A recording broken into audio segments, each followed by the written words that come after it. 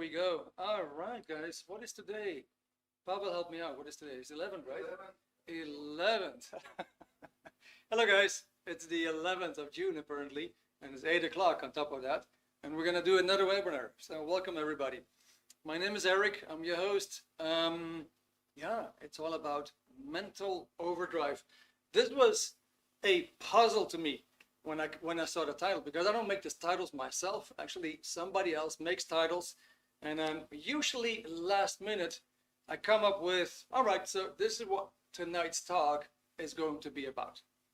And so it kind of like, to be honest with you, it kind of like came as a surprise to me.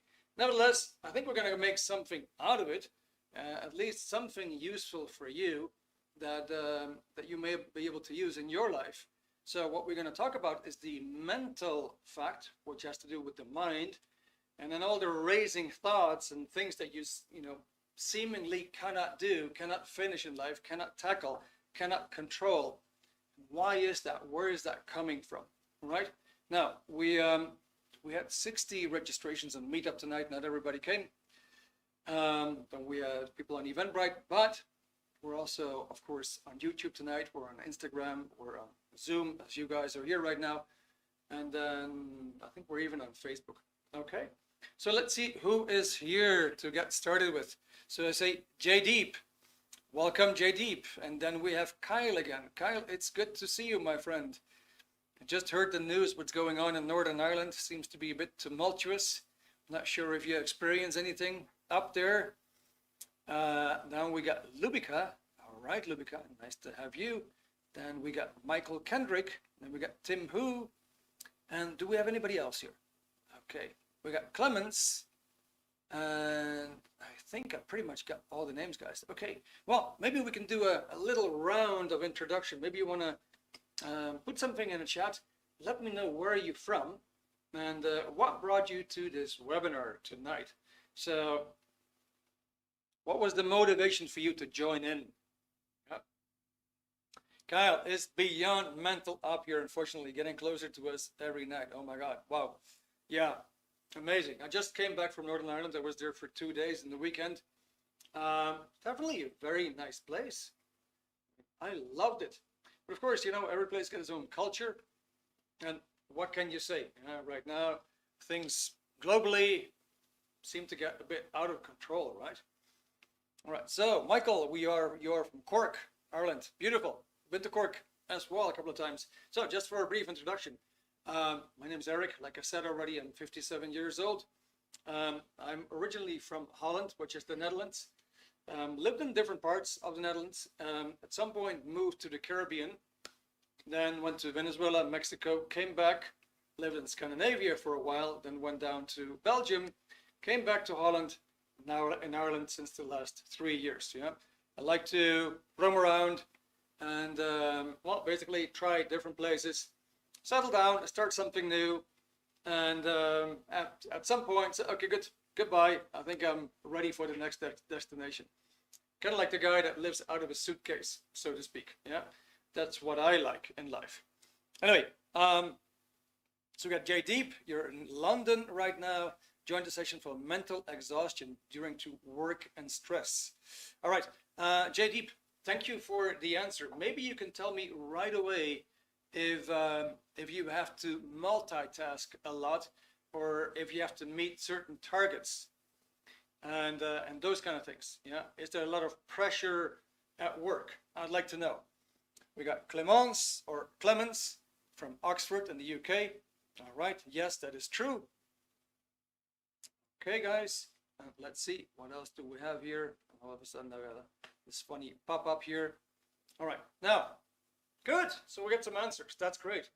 I'm really curious about the rest of you guys. What brought you over to this thing? Was it the overdrive aspect?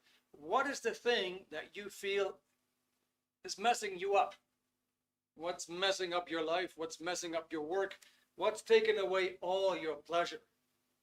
What is that? What is that? If you could pinpoint it, what is that single factor that you feel that you're not in control of? In other words, what is it that you would like to control a little bit better? I'm going to aim that webinar tonight to your answer.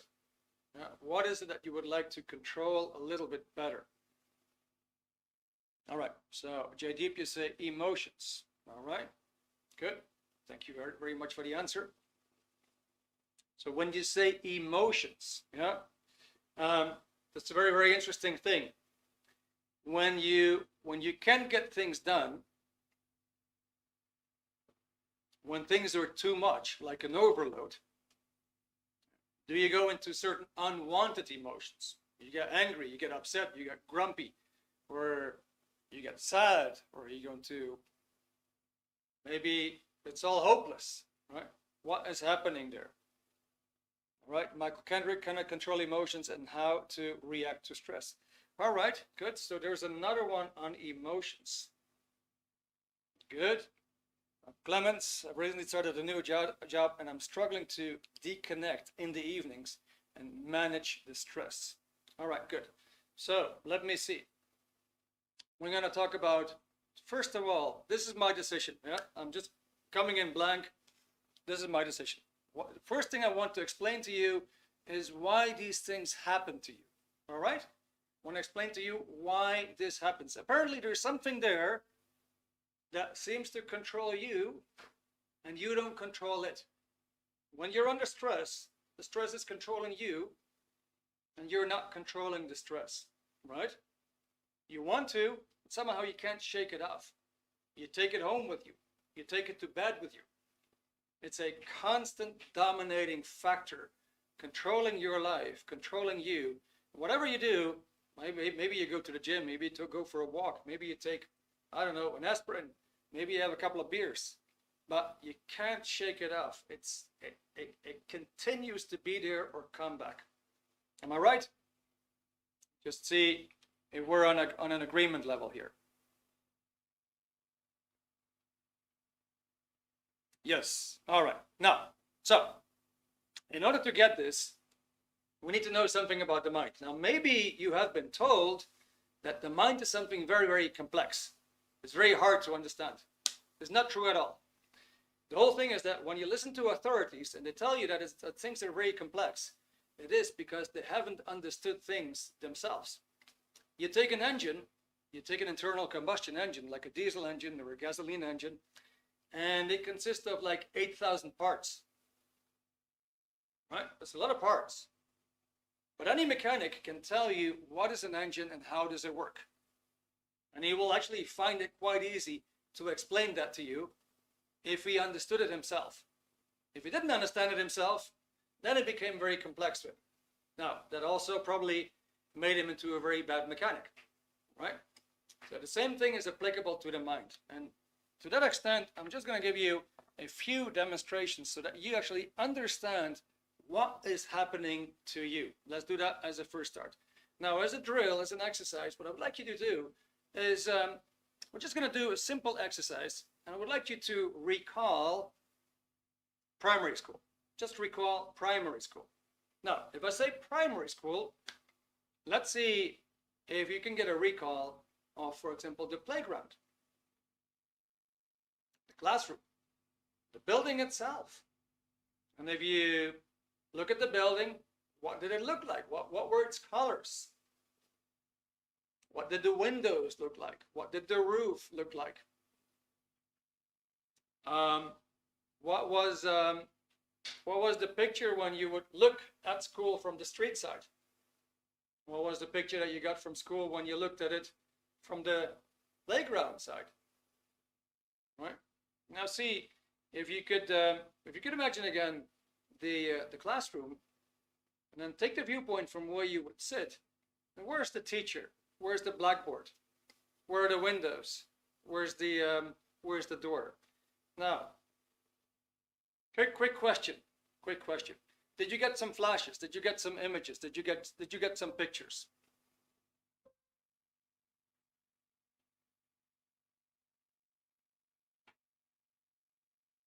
Did you guys get some pictures? Did you get to see some flashes, some images in your mind? I think I have the first yes from Clemens, if I'm right. Maybe I should scroll. Okay, fantastic. Michael, yes, you got some pictures. All right, good. So let's sketch this. Let's see how that works. Yeah. Apparently, it looks a bit like this.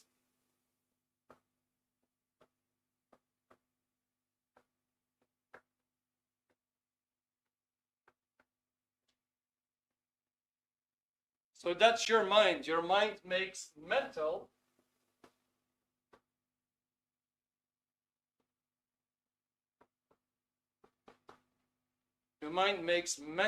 images. Okay? That's your mind. It's like a long footage, like a camera roll, right? Or like a Hollywood film on a reel that just stores all these pictures neatly in time. Here's your body. That's your mind. Okay? So your mind is basically recordings. Now, very simple to understand. Let's go to the next drill. Let's take it to another level. What I would like you to do right now is imagine that you're sitting again in your favorite chair where you would used to sit in the living room in the house where you grew up as a child or as a teenager.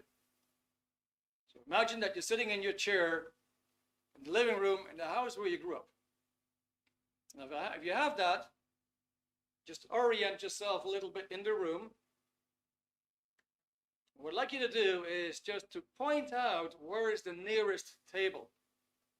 Could be a dining table, could be a small table, whatever, but just point it out. Let's say, imagine you're sitting here and just point at it. Just go ahead and point at it. How far is it away from you? It's all imaginary, but I want you to point it out. Now, if you got that, now next thing, point out where's the TV. See if you can actually get an image, a picture of the TV, and just point at it. Where would it be? What distance is there between the TV and you? Can you see the frame? Can you see the size of the TV? Can you see what it's sitting on? All right. Now, when you have that, let's find a window. So from where you're sitting, where is the window? Is it over there? Is it over there? Is it over there? Is it behind you? Let's point it out. Where is the window? Okay, good. And finally, where's the door? So in my case, I had a door over here, probably 5 yards, 5 meters behind me, and another one right there. Cool. Now, who was able to do this? Who was able to put himself again, imagine again to be in the chair, imagine again to be in that living room and just point out where are these objects? Who's able to do that? I'm going to have a sip of coffee, guys. Okay, Michael, you got a yes. That's beautiful. All right. How about Clemens? How about Farah? Farah, you also joined the NSC. Nice to have you. We've got Jaydeep, Lubika. All right, Michael, and I see Patrick. Patrick, welcome. I didn't welcome you yet. Great to have you too. Rosa Mourinho. Entonces, Rosa Mourinho, de Portugal, falas portugués, so eres de España. Anyway, welcome. That's all great. So, Clemens, you were able to. All right, so what we see right now is that these pictures are three-dimensional. They are 3D. All right, so that's great. Jaydeep was able to imagine the TV and the window beside it. So what is so amazing about this 3D thing is that you could either close your eyes or have your eyes open, imagine again the living room about you. So, well, the TV is over there, there's a table over there, there's a window right there, there's another window over there, there's a door behind me. You could actually imagine the whole thing in 3D around you. That is your mind. That is the magnificence of your mind. You got millions of these pictures, right? And they're all these three-dimensional pictures. And imagine it or not, you're carrying all these recordings. You're carrying all these recordings with you without getting heavier on the scale. That stuff doesn't weigh anything. Can you imagine you just have a picture of the whole living room? That just doesn't weigh anything. So for that reason, it's called mental. It's not a physical picture. It's not a chemical picture. It's a mental picture. That means you cannot touch it. You cannot hold it. You cannot put it on a scale. You cannot set it on fire and burn it, for example. So the funny thing is, it appears to be something that is not there, yet it's there, because you can actually perceive it. You can actually experience it. So now we're in this funny situation that there's nothing there, but yet there is something there. All right, Rosa Moriña de España, que bien, me encanta. Pero defiendo un poco en español. All right, so it's an interesting fact, right? There's something there, and then apparently it isn't there. So, all right, so let's have a look how that works. Now, who of you guys ever had a pet, like a dog or a cat or some kind of an animal that was really dear to you, but then the animal passed away and it really put you into tears? It really put you into grief. Who has experienced this?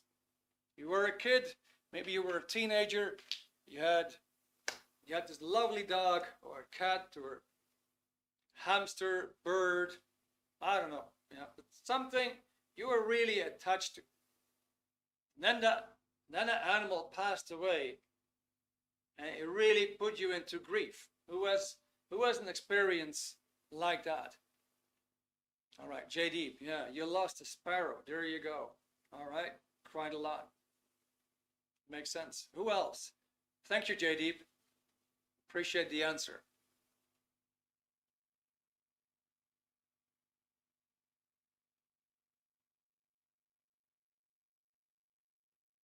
All right, guys, I'm sure many of you guys have had pets. Let's do a snip and pop kind of answer. Boom, boom, boom. Let's go quick so we actually can cover some material. I'm very curious what happened to you guys. If you actually had this kind of an experience, maybe let's forget about the pet. Maybe it was a person. Maybe it was a person that you were very attached to. The person passed away. Did you have that kind of an experience of being really overwhelmed or in grief?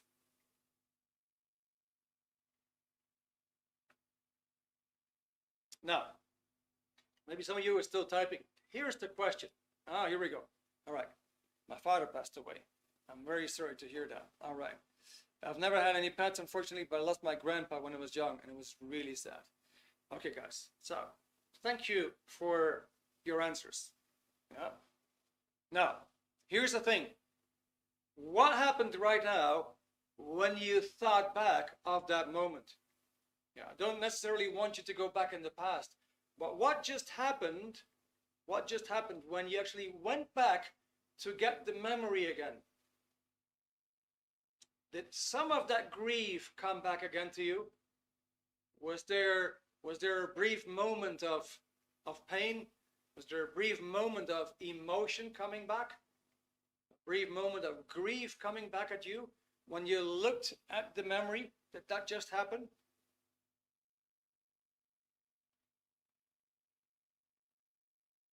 Yes. All right. The sorrow comes back. All right. Got you. So what does this mean? This is really critical. What does that mean? That means we have memories, and these memories, these recordings, they also contain pain, they contain emotion. Let's just call it pain because it could be physical pain, but it could also be an emotional pain. Right? It could be an emotional pain.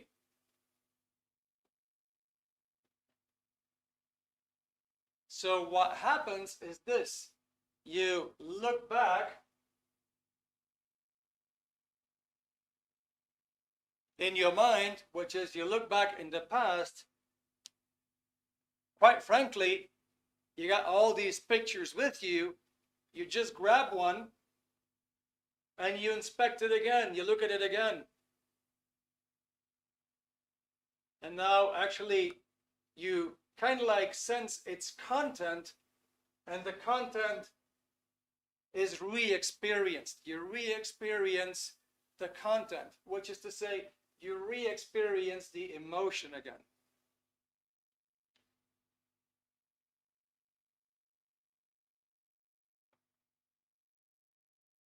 Does that make sense? Yes, all right. You have a question regarding it. Shoot, JD, go ahead. We'll make it a little bit interactive. So, yeah. We can recall painful memories, but why we cannot recall a good memory? That's a brilliant question. And let me tackle that with you right away. Yeah. Let me go into that right away, right now. So, first of all, this is the mechanism. Yeah. This is the mechanism, and we're gonna elaborate on that a little bit, how this works. Now, before I actually answer your question, JD, I'm just gonna give it an example, so you can actually see what happens in real life. Now, maybe you guys at some point had to do a talk in public, like public speaking, or you had to go to a job interview.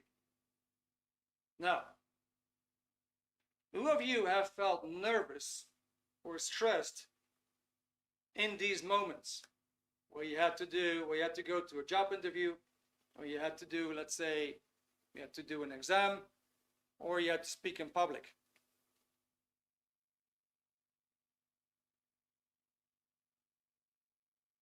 I see the last one, recall painful memories. Yeah, yeah. That was just an intermezzo between Pavel and myself.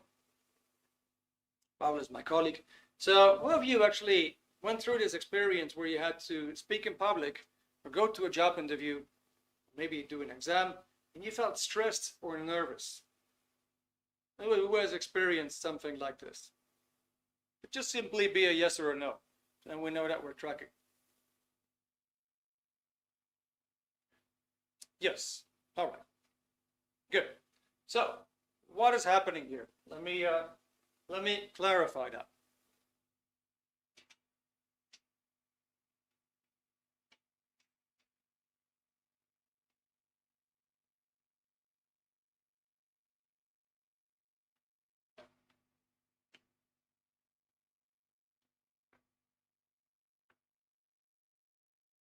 So, in other words, let's say you look at a boss.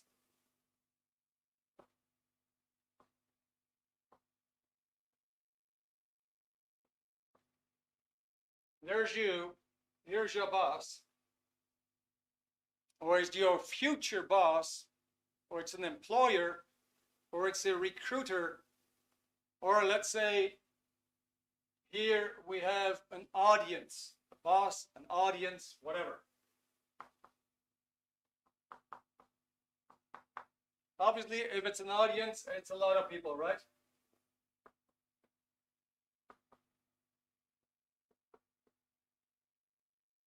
Good. So what is the mechanism?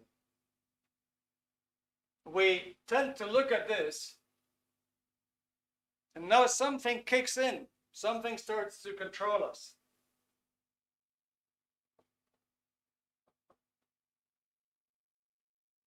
So let's take public speaking. You have to speak in front of a group of people, and you're walking up, and you're just overwhelmed with nerves. You're so nervous. Your legs start to shake. Your whole body feels like it's shaking. Your heart is pounding. You got this anxiety stomach, the knot in the stomach. You're holding a paper, but you can't even hold it still. And you know that everybody is noticing that. And you got this dry throat, and you feel like you have to drink water and drink and drink. In other words, this is what people refer to as this self-sabotage, all right? There's something there that kind of like sabotages you. Or you could also say it controls you, but you don't control it. Now, if you look a little bit further, what you also say is that maybe you knew what you were going to talk about. You had actually rehearsed it. And you knew for yourself, I'm going to talk about this topic and that topic and that topic, and I'm going to give these and these examples. Or when it's a job interview, you said to yourself, when I'm going to ask this question, and I'm going to ask that question, and I'm going to make this comment. And what happens? The funny thing is that when the moment is there, there seems to be a shutdown of your memory. So now, you cannot really be in control of your body, and you also cannot really be in control of your mind and retrieve your memories, retrieve your images or your pictures. Have you seen that? Does that make sense this way? Something there controls the body, at the same time it controls your memories. Does that make sense?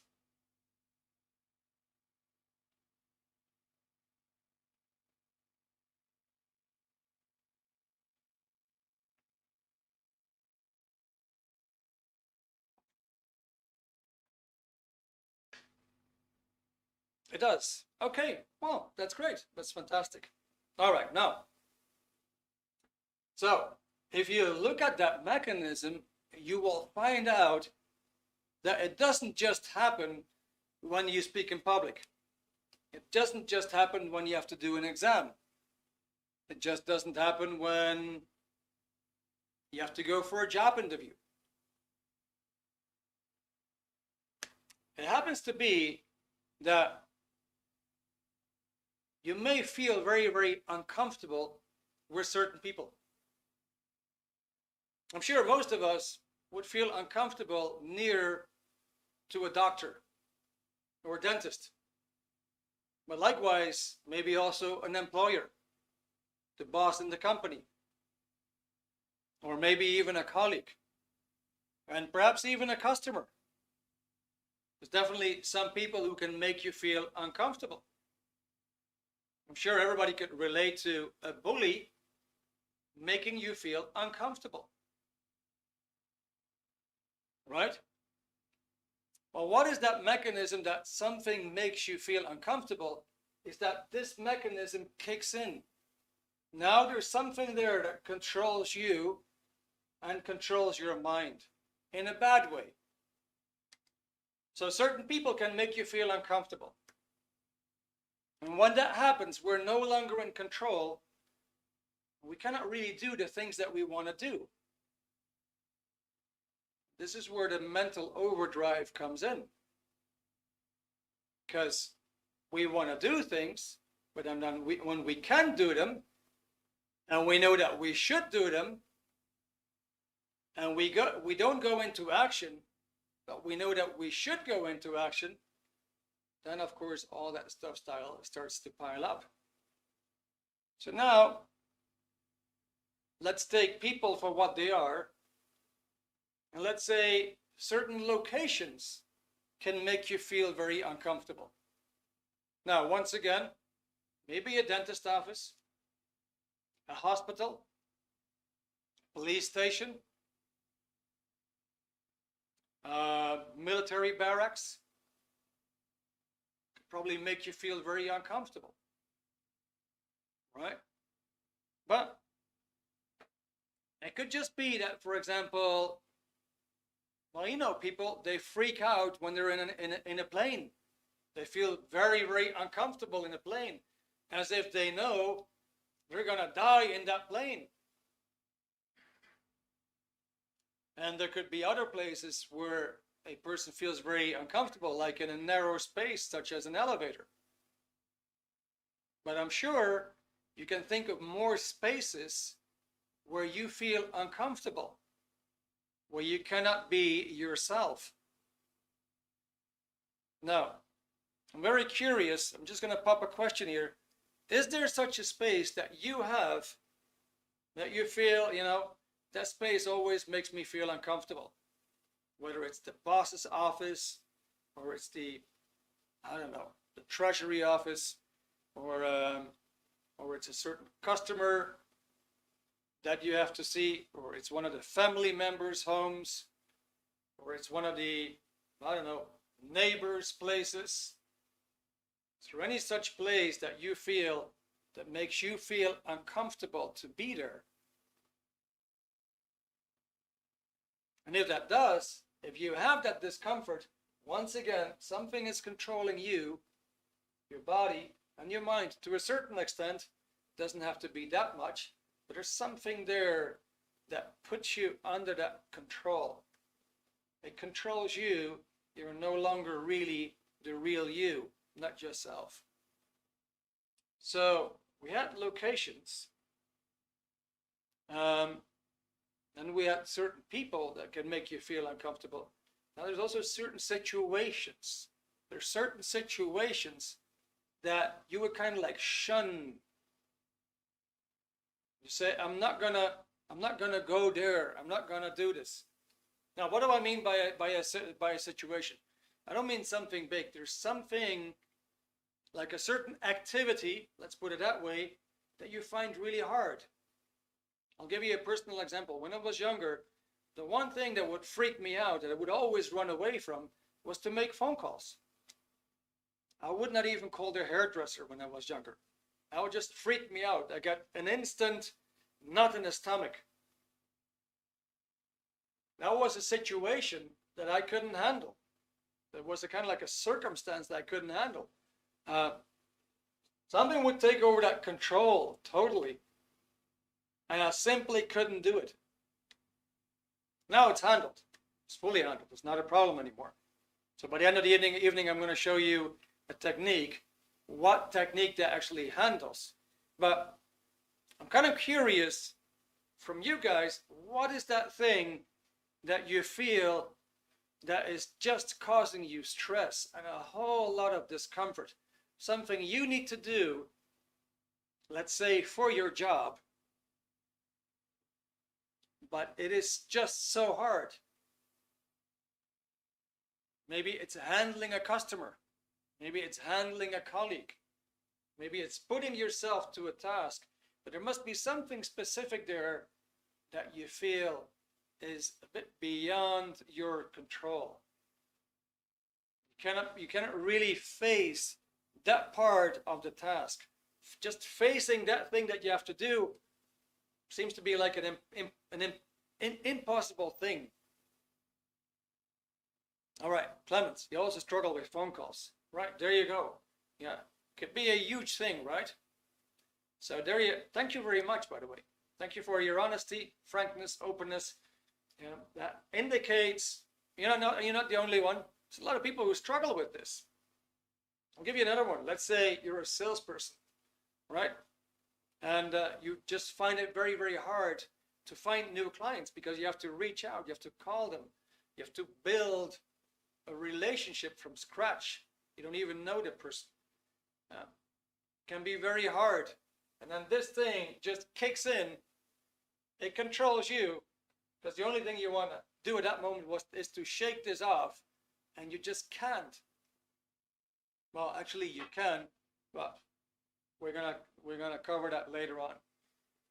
So, phone calls. Who else? Who else is brave enough to put an answer there in the chat? What is the thing you're running into that you find really hard?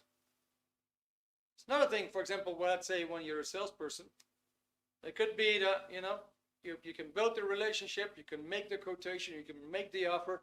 You find it very, very hard to ask for the order. You're in a certain phase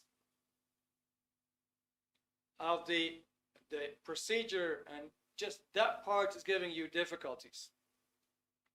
Let's say you have a customer on the phone, and the person is just ranting, and it makes you feel very, very uncomfortable, and you don't know how to handle it. Whatever. I'm very curious what aspect there makes it so hard for you to do. Then we're going to go into the next part of the webinar.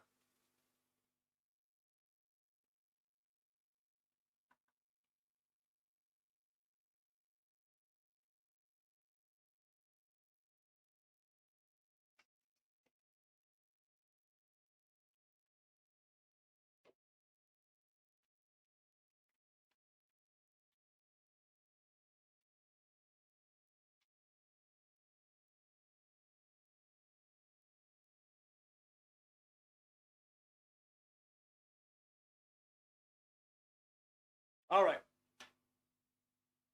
So I'm going to give you a little hint here as to what happens, right? Now let's say we change this this person into Bill. Let's say that's Bill. Now Bill had a very, very bad experience here. He got robbed. He was in a dark alley. And he got hit in the back. And he fell on the floor. He went knock out. In other words, he lost consciousness. He had terrific pain here from the hit, and he was robbed.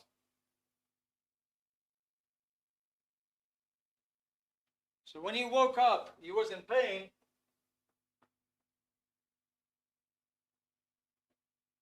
And it was dark. And he was very confused. He felt very disoriented. So that was some dark alley. A long time ago, Bill walked into the dark alley. Somebody hit him from behind. He passed out. He woke up some time later. He was in pain. It was dark. And it felt like his watch, his ring, his jewelry, his credit card, his money, it was all gone. Now, at some point here, let me take another marker.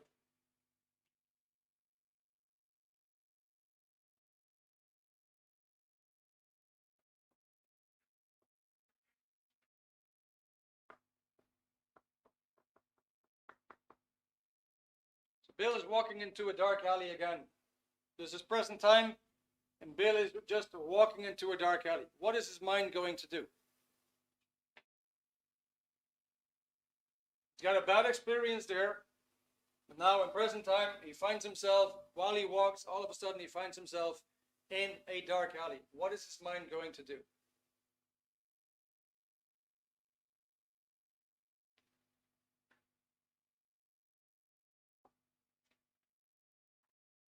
Feel free to enter the chat. We still have a lot of terabytes of space for chat texts.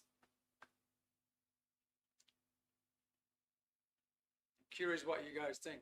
What is going to happen here?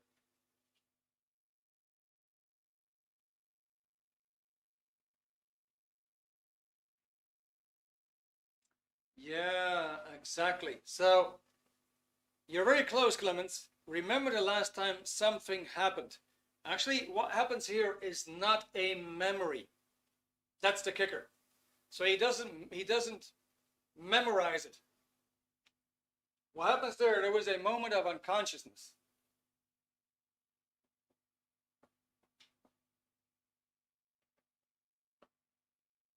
So there's a recording. There's a recording in the mind.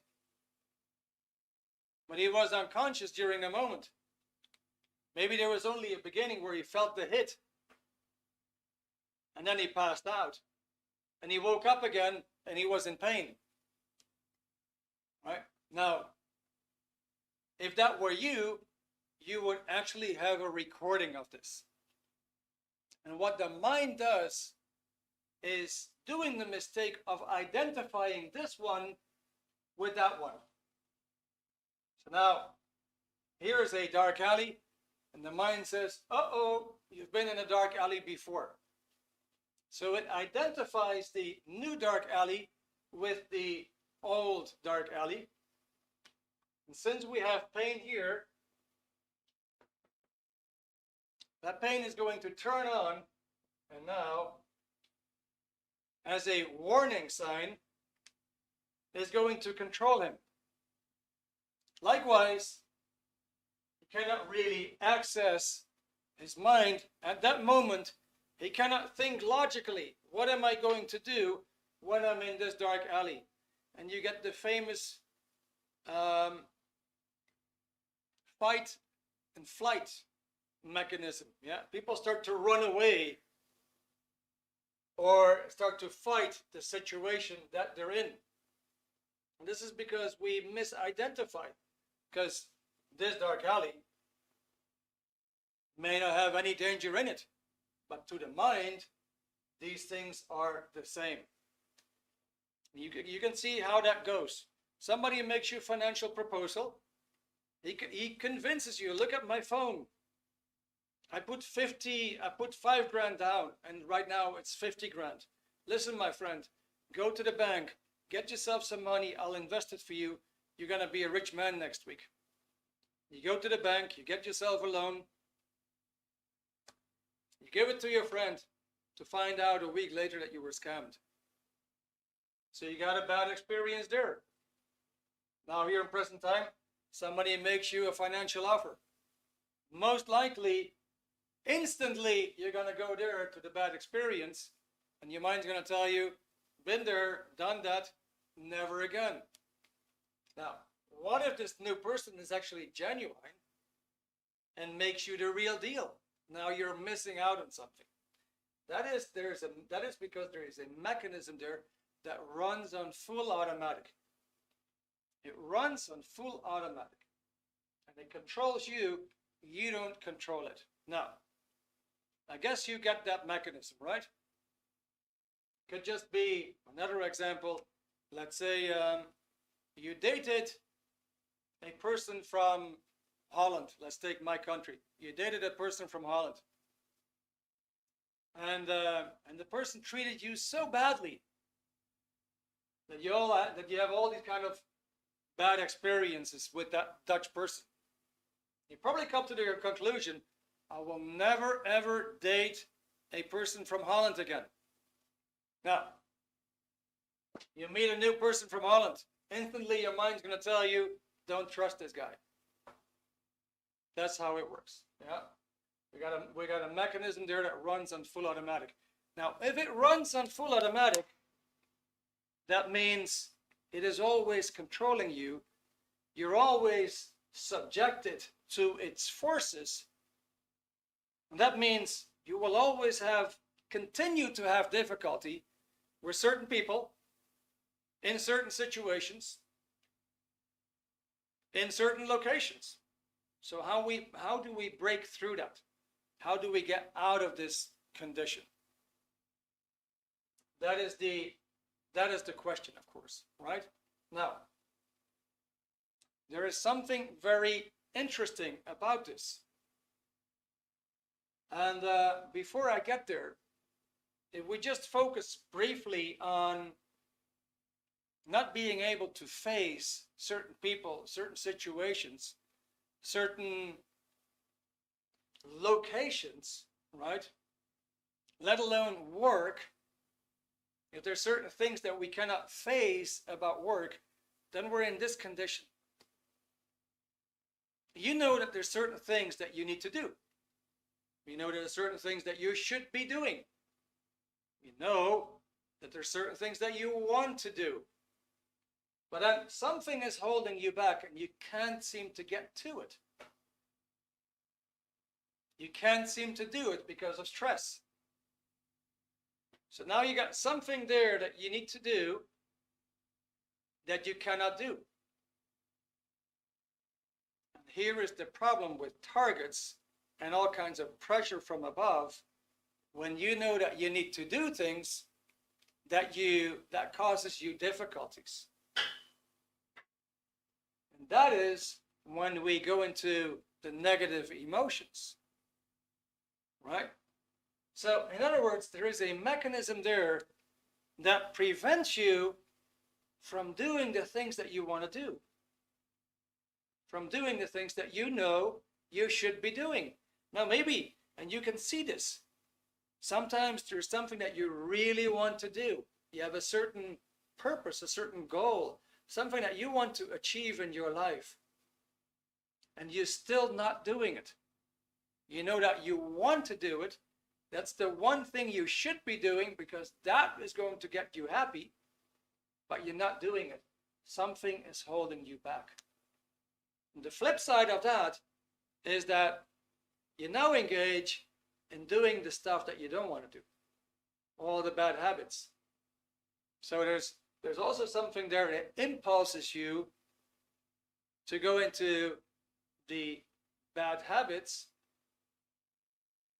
and even doing things that you may find discreditable about yourself, embarrassing stuff. You say, I shouldn't be doing it, but I can't stop myself. I'm doing it anyway. That example sounds about me, all right?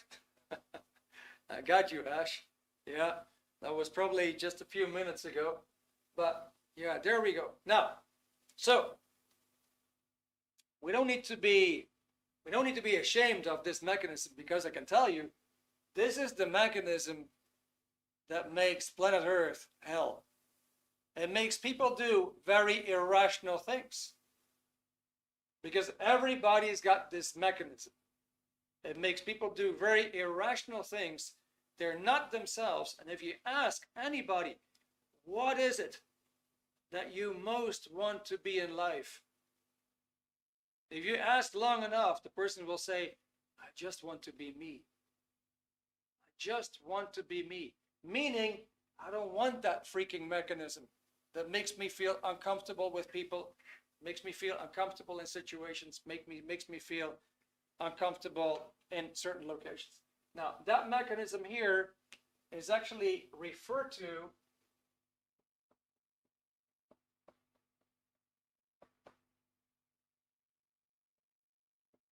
as the reactive mind. Now, there are certain parts of your mind that have recordings which actually produce this effect. Right? So when that happens, I'm going to go into a solution right now. When that happens, we tend to look inside. So we get introverted.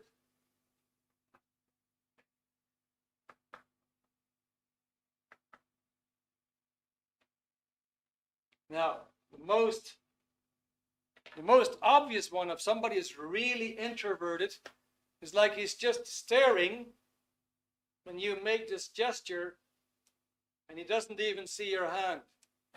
He's just looking at his pictures, but he doesn't even know what he's looking at. That's the most severe case of introversion. But I'm sure when you leave unfinished things, when there's things that you know that you want to do, you should be doing, and you don't do them, then your attention is kind of like, it stacks up in time. You got all these moments there that you had been aware that you needed to do something and you didn't. So you start to introvert. And this is when your emotion essentially goes down. You start to lose hope. Okay? So, when we extrovert,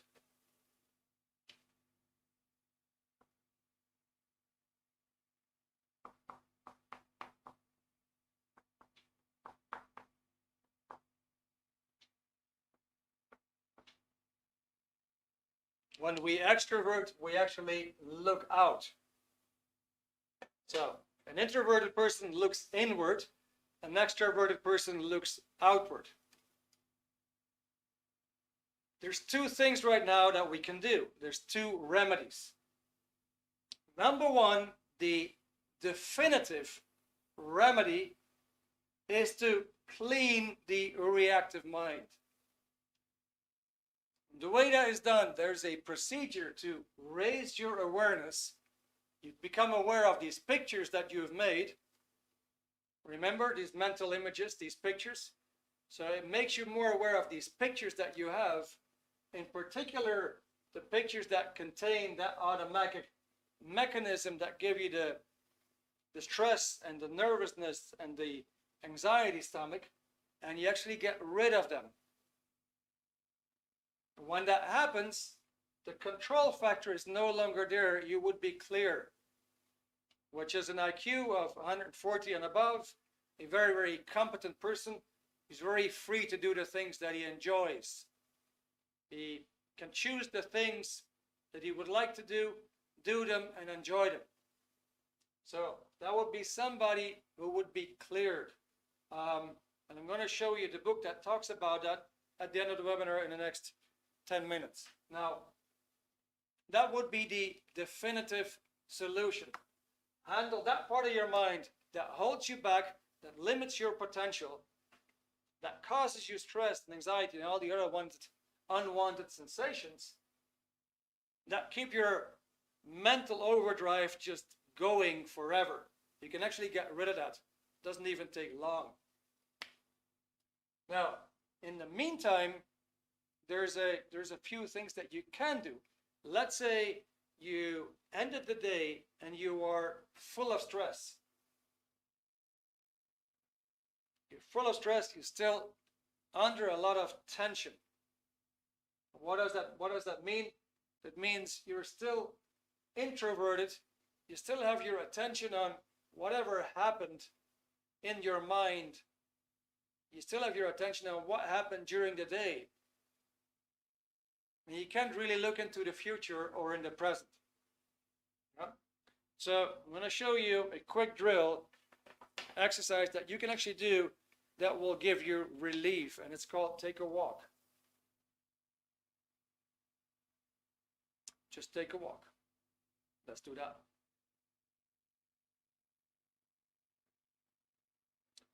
All right, now, it's a very simple exercise that you can do. A lot of people do this already.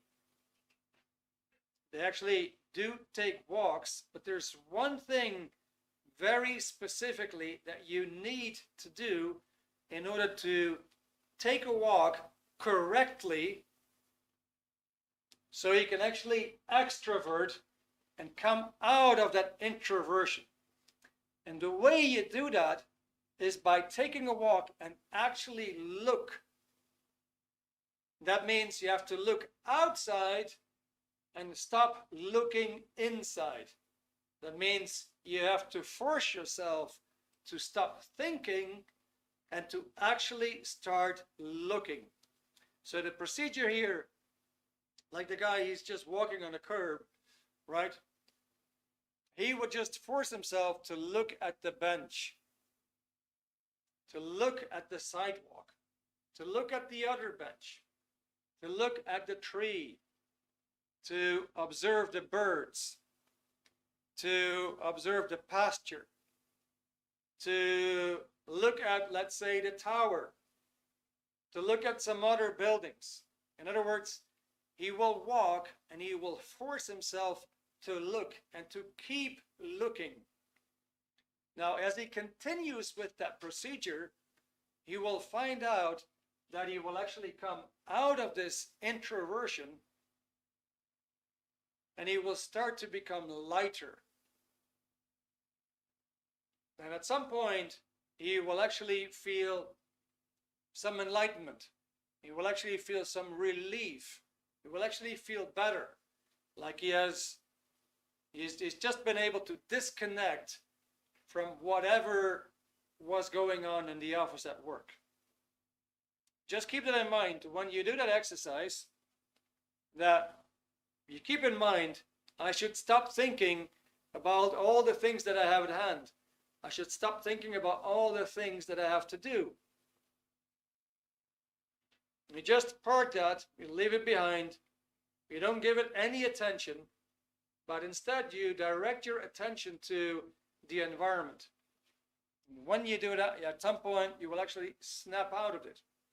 Now, obviously, that is a quick remedy. Believe it or not, you can actually handle a headache with this. You can actually handle, I think JD brought it up, something like an unwanted emotion.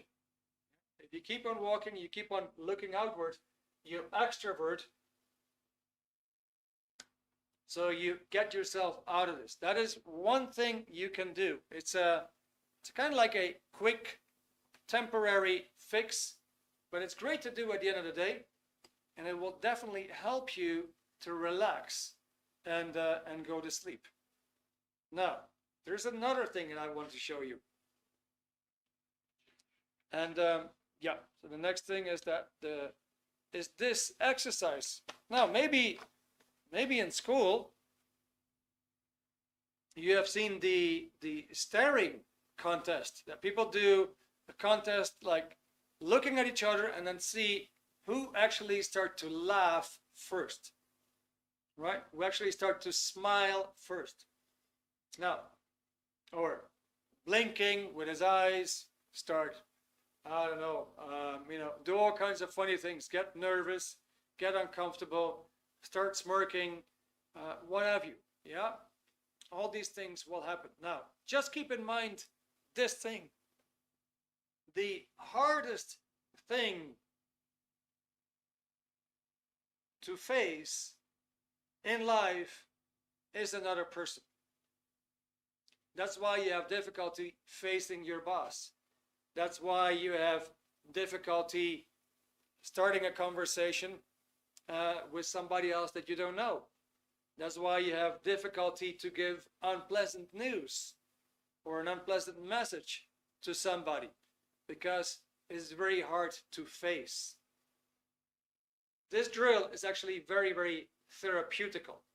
Now, what I just showed you in the previous picture and this picture, these actually come as a free online course that I'm going to tell you more about in combination with the book that I'm going to offer you tonight.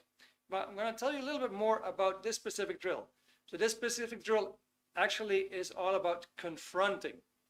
Now, if you're able to face somebody, if you're able to confront somebody, and you wouldn't flinch, you would just have the ability to be there, to be calm, to be at ease,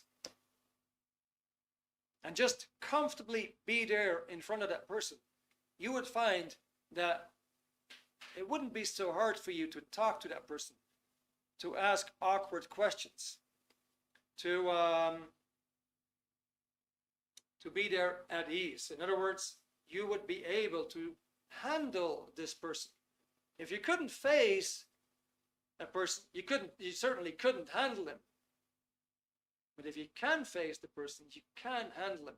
And that's the drill that will actually help you to face people. Now, how is it done? Basically, like in the picture, you sit in front of the other person and you just look. The whole drill is actually done like for quite some time. You wouldn't quit after a few minutes. You would go for half an hour or something like that. All kinds of things will come up. You will start to giggle, you will start to grin, you will start to feel uncomfortable. But if you keep on doing the exercise, that discomfort will go out of your system and it will make place for certainty. So while you actually shake off the uncertainty, it will be replaced by more certainty. So you sit about 3 feet, a meter apart, you face each other, eyes wide open. What you do is there's no conversation. It's a silent drill. You sit across from you, you look at the person across from you, we don't say anything. You shouldn't speak, you're just comfortably facing and confronting the other person. You're not supposed to become embarrassed, you're not supposed to go to sleep, you're not supposed to get nervous. And that drill has a specific end result.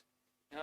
You do it until you're able to simply be there and comfortably confront the other person.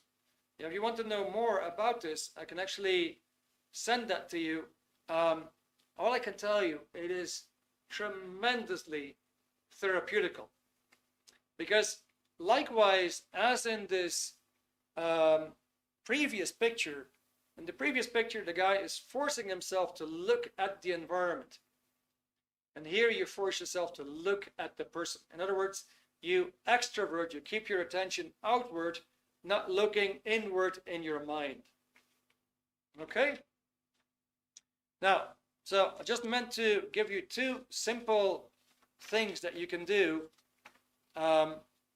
So you're a bit more in control of that reactive mind. You can take the picture away, Pavel.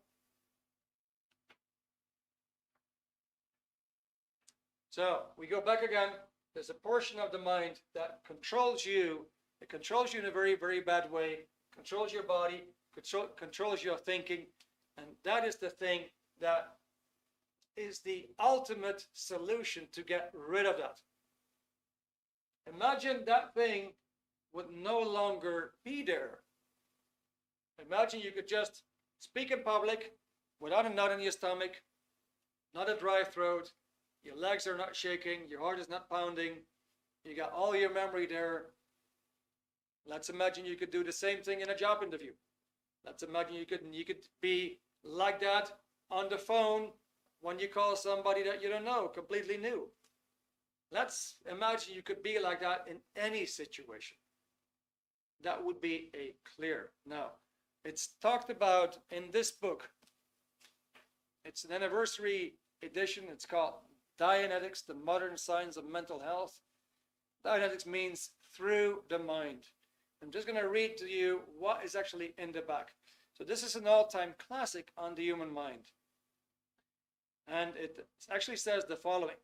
For 75 years, Dianetics, the Modern Science of Mental Health, has remained a bestseller, with over 20 million copies sold across 206 nations. Why? Because it challenges everything you thought you knew about yourself, your decisions, and the unseen influences affecting your life. You may not know what the reactive mind is yet, but once you do, it will change your life forever. This hidden part of your mind stores painful experiences and uses them against you, altering your thoughts, emotions, and behaviors in ways you don't even realize. In this handbook, you'll discover why the same struggles keep repeating and how you can break free. The real reason behind stress, unreasonable fears, and negative emotions. A clear step-by-step method to clear your mind and unlock your true potential. This is not theory. It's a practical one-on-one journey into your reactive mind and how you can get rid of it. You don't have to wait for change. You can actually start today. All right, now I'm going to just keep my mouth shut for a moment. We have a amazing offer for you guys. So in the link, you will actually find a one-time offer to get the book for 20 euros. That is including the shipping. And then on top of that, you actually get a free audiobook and ebook. So it comes as a paperback, quality paperback. We have a glossary in the back, which is, so to speak, it's got its own dictionary. And then on top of that, you have an audiobook, so you can listen to it while you're doing the dishwashing. And then you also have an ebook. And imagine all the words which are defined in the glossary actually pop up when you're going over the ebook. Thank you for mentioning that. Yeah. So actually, the ebook and audiobook combined is normally 65 euros. The book itself is 20. So actually, you get an 85 euro package for the price of 20. That actually goes into detail how you get rid of that part of your mind that stops you from doing the things that you want to do or that you know that you should do, and it tells you how to break free, how to get rid of these limitations. All right, I hope I've covered your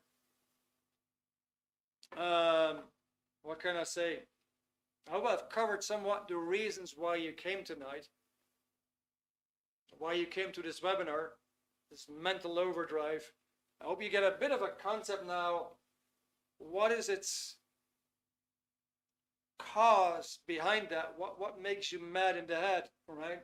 There's certain things that kind of like have been accumulating, and they kept adding stress to you, and you had no idea where that was coming from.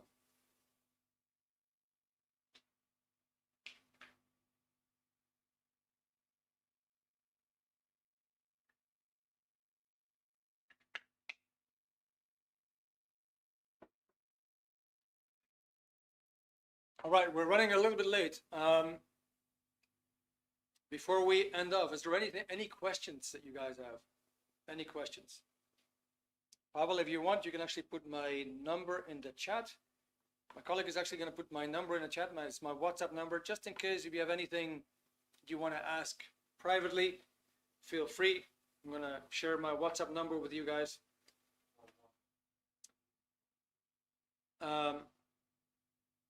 You can actually, if you're interested in, let's say, knowing more about that communication exercise, there's more than the one that I showed in the picture. There's also more on how to extrovert yourself, how to handle issues at work, how to feel more at ease, comfort at work. If you have any additional questions that you want to ask me in person, just go ahead. I'll try to help you out. All right, that's my WhatsApp number, Irish number.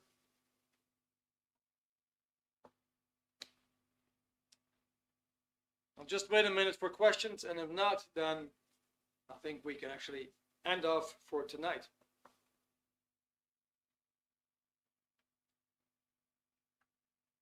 So I actually see that some other people joined in this evening. Ali Wahid, nice to have you. I didn't see you, but it's great that you are here. Clemens, thank you very much for being here as well. Eva, I didn't see you at first, so you also joined in later. It's great to have you. Farah, nice, also joined in later, unless I already mentioned you. Kind of like forgot at this point. We got Jaydeep, Lubika, Rosa, Morinia, Shefali, I guess you also joined in a little bit later, right? Cool, guys. Well, great. All right, so I don't hear anything back from you, meaning we're going to end off here at this point. For anybody who's living in Dublin, on every Tuesday evening in Dublin 24 in Tala, we do an in-person talk. More on that in the other meetup group. You probably have had an invitation for that. And on Wednesdays, we're always here. Next week, we're going to cover communication. That's going to be a very interesting topic. I know people like that topic very much. So I hope to see you then. For now, I hope you enjoyed this part. Obviously, that's all we could cover in an hour. We didn't have much more time than that. But I hope you got something out of it. And I also hope you have a great rest of your evening. Ciao.